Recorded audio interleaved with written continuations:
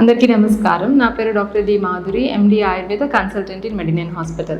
ఈరోజు పీసీఓడి గురించి తెలుసుకుందాము. సో ఈ పీసీఓడి అనేది ఈ కాలంలో ప్రతి ఆడవాళ్ళలో ఏంటి అంటే మనం 10 మందిలో ఒక 6 మందికి మనకి పీసీఓడి కంప్లైంట్ అనేది చూస్తున్నాం.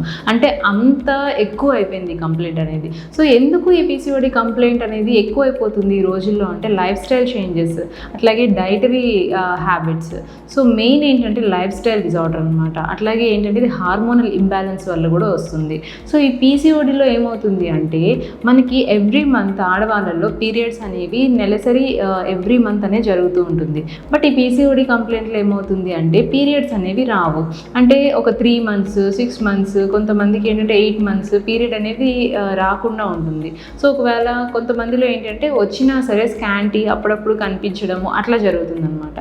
సో ఈ పీసీఓడి కంప్లైంట్ అనేది ఎందుకు వస్తుంది అంటే మెయిన్ ఏంటి ఇందులో అంటే హార్మోనల్ ఇంబ్యాలెన్స్, అట్లాగే లైఫ్ స్టైల్ చేంజెస్ అనమాట.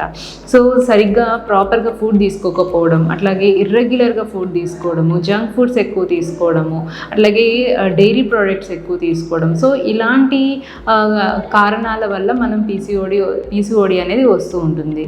సో దీంట్లో లక్షణాలు ఎలా ఉంటాయి అంటే వెయిట్ గెయిన్ అయిపోతారు. అంటే సడన్గా ఏమన్నా తినకపోయినా సరే బరువు బాగా పెరిగిపోతున్నామండి అని చెప్తుంటారు. అంటే వెయిట్ గెయిన్ బాగా ఎక్కువ మనం చూస్తూ ఉంటాం.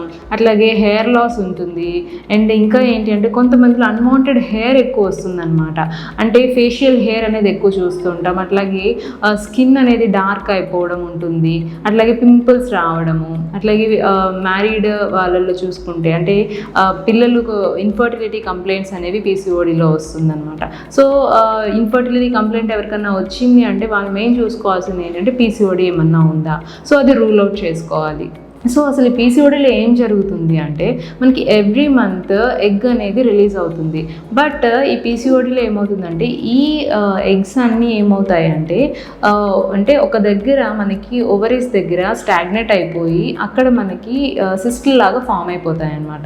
సో అవి రిలీజ్ అవ్వకుండా అక్కడే స్టాగ్నేట్ అయిపోతాయి. సో దానివల్ల ఏమవుతుంది అంటే మనకి మేల్ హార్మోన్స్ అనేవి ఎక్కువ రిలీజ్ అవుతూ ఉంటాయి. సో దానివల్ల అన్వాంటెడ్ హెయిర్ రావడము, అట్లాగే పింపుల్స్ రావడము, స్కిన్ అనేది బ్లాక్ కలర్లో ఫామ్ అవ్వడము, ఇవన్నీ మనకి ఈ టెస్టోస్టెరాన్ హార్మోన్ లెవెల్స్ ఎక్కువ అయిపోవడం వల్ల మనకి ఈ కంప్లైంట్స్ అనేవి వస్తూ ఉంటాయి అన్నమాట. సో దానివల్ల ఏమవుతుందంటే పీరియడ్ అనేది రాదు. సో ఇది రెగ్యులరైజ్ అవ్వడానికి ఏం చేయాలి అంటే మెటబాలిజంని పెంచుకోవాలి. అంటే మెయిన్ ఏంటి అంటే ఫిజికల్ యాక్టివిటీ అనేది కంపల్సరీగా ఉండాలన్నమాట. సో ఫిజికల్ యాక్టివిటీ అనేది ఖచ్చితంగా daily walking, exercise, yoga, pranayama ఇలాంటి వాటిలో ఏవైనా సరే డైలీ మార్నింగ్ కానీ ఈవినింగ్ కానీ ఏదో ఒకటి మన లైఫ్లో ఇంప్లిమెంట్ చేసుకొని అది స్టార్ట్ చేసుకొని దాంతోపాటు మెడిసిన్స్ కూడా అంటే ఇప్పుడు హార్మోనల్ పిల్స్ అని అట్లాగే ఇవన్నీ వాడడం వల్ల ఏమవుతుంది అంటే బాడీని ఇంకా మనము చాలా స్ట్రెయిన్ చేస్తున్నాం.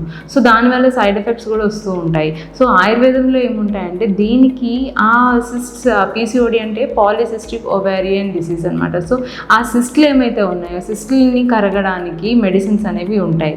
సో ఆ మెడిసిన్స్ వాడుకుంటూ మనకి పీరియడ్స్ని రెగ్యులరైజ్ చేసుకుంటూ వెయిట్ అనేది మనం మెయింటైన్ చేసుకుంటూ ఉంటే కనుక పీసీఓడి నెమ్మదిగా కంట్రోల్ అయిపోతుంది. సో ఏంటంటే మెయిన్గా బేకరీ ఫుడ్స్, జంక్ ఫుడ్స్ ఇలాంటివి అవాయిడ్ చేసుకొని కూల్ డ్రింక్స్, ఐస్ క్రీమ్స్ ఇవన్నీ అవాయిడ్ చేసుకొని హెల్దీ ఫుడ్ తీసుకోవాలి. అట్లాగే కాన్స్టిపేషన్ కూడా లేకుండా చూసుకోవాలి. హై ఫైబర్ కంటెంట్ ఉన్న ఫుడ్ తీసుకోవాలి. సో ఇలాంటివన్నీ మెయింటైన్ చేస్తూ ఉంటే కనుక పీసీఓడి నుంచి బయటపడవచ్చు. ఇన్ కేస్ అయినా సరే పీసీఓడి ప్రాబ్లం తగ్గలేదు అనుకుంటే కనుక మీరు ఒకసారి మా మెడినైన్ హాస్పిటల్కి వచ్చి కన్సల్ట్ చేయండి. దీంట్లో పంచకర్మ ప్రొసీజర్స్ కూడా ఉంటాయి. అండ్ దాంతోపాటు ఇంటర్నల్గా మెడిసిన్స్ కూడా ఇస్తాము అండ్ డైట్ కూడా చెప్తాము. సో దీనికి చాలా మంచి ట్రీట్మెంట్ అనేది అవైలబుల్గా ఉంది. Thank you.